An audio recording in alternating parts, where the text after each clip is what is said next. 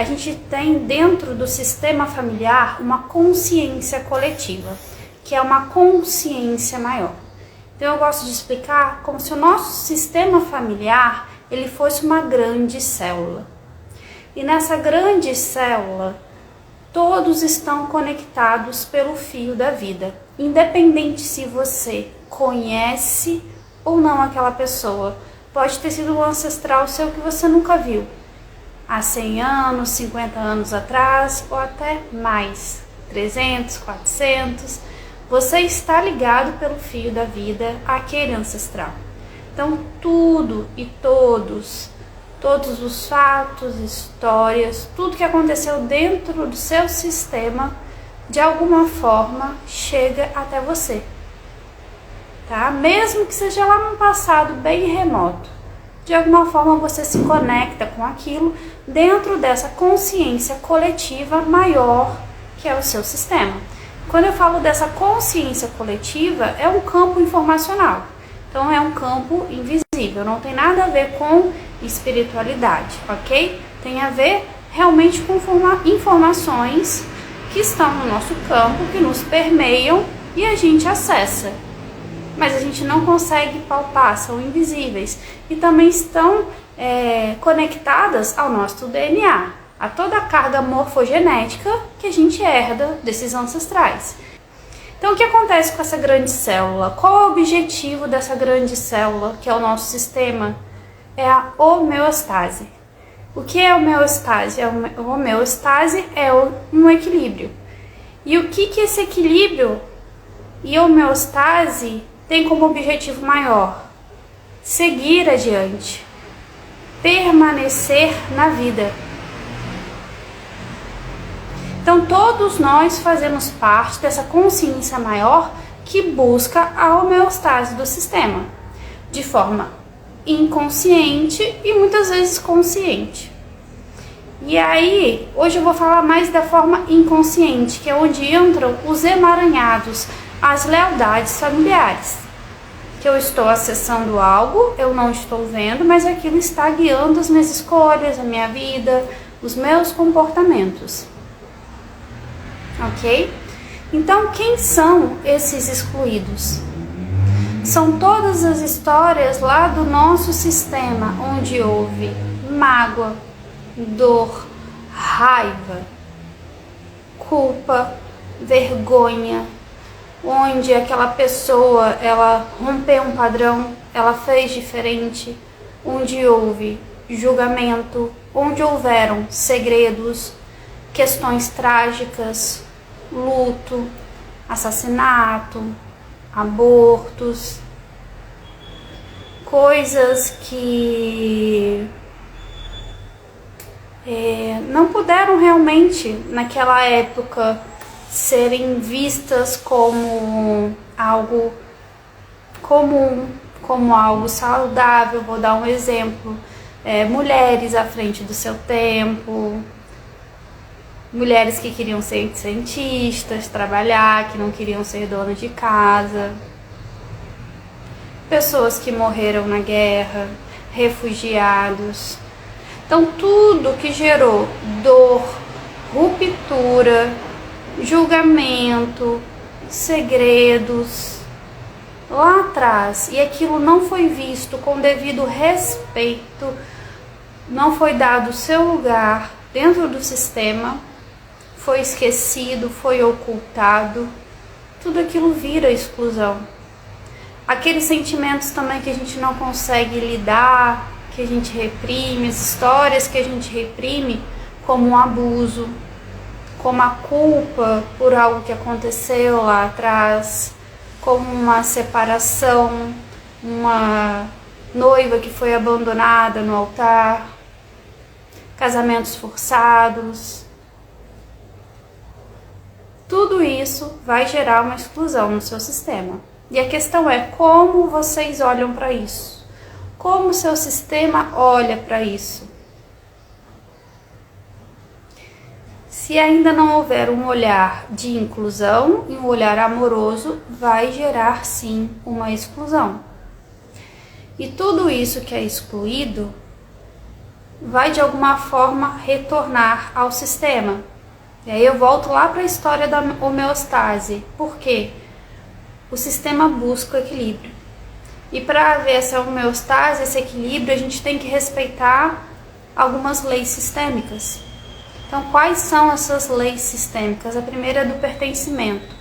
Tudo e todos têm o direito igual a pertencer, independente de seus comportamentos, escolhas, independente do que aconteceu lá atrás. Todos eles merecem um lugar de respeito e serem vistos como humanos, né? Que erram, que acertam, ter o seu devido lugar, ok?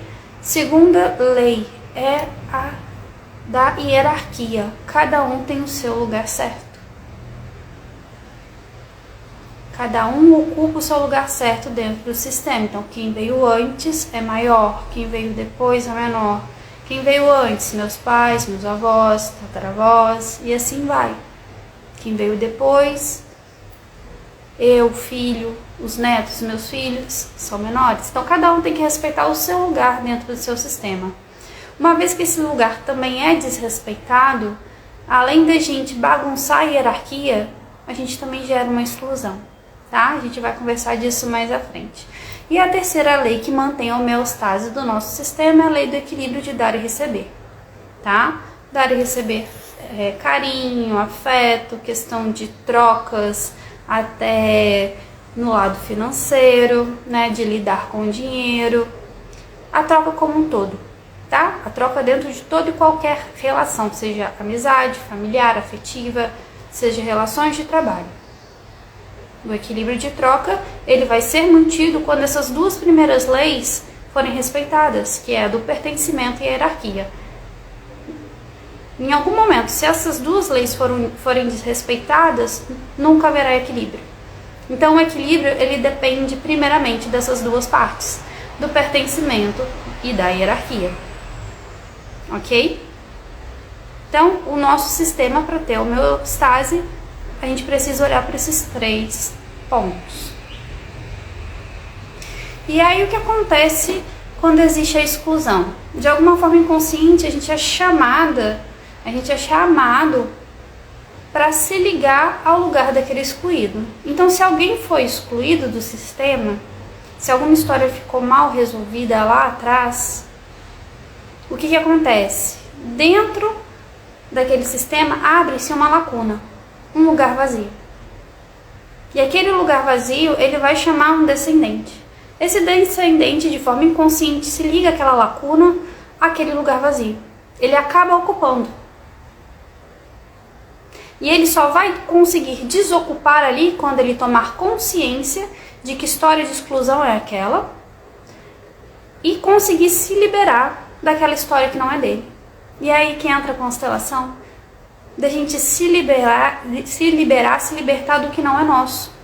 Mas para isso eu tenho que tomar consciência de que lugar, de que lacuna vazia era essa do meu sistema, que eu acabei ocupando desse excluído e vivendo, representando por esse excluído. Então eu só vou conseguir sair desse papel quando eu entender que lacuna vazia é essa. E aí eu vou precisar reconhecer, ressignificar aquilo e soltar. E o sistema de todos nós tem exclusões. De todos nós. Então tem pessoas que vêm extremamente emaranhadas ao seu sistema. Porque é um sistema o quê? Que está pedindo socorro. Ele está gritando por socorro porque se não houver esse socorro através de um descendente, aquele sistema ele vai morrer. Não vai existir aquela homeostase, aquela grande célula, ela morre. E se ela morre, o que acontece? A vida não vai adiante, vai ser rompido o fluxo da abundância, da saúde, da alegria e de muitas outras coisas.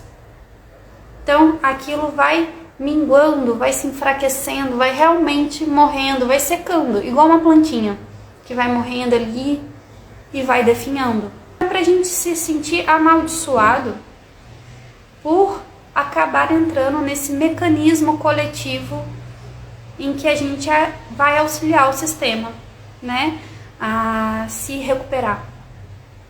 Não é pra gente achar isso ruim e virar inimigo do nosso sistema. Ah, eu tô vivendo isso porque lá atrás os meus ancestrais fizeram aquilo. Não é sobre isso, tá?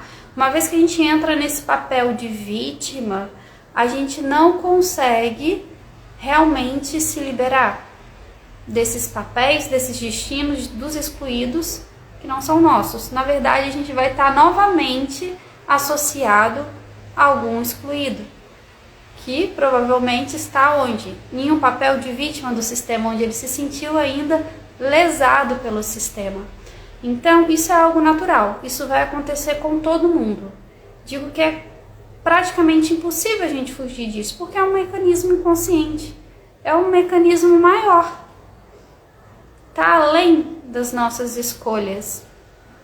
Óbvio que quando a gente for constelar, a gente vai ter a escolha de falar, olha, a partir de hoje, isso para mim não faz mais sentido, então eu vou me liberar disso.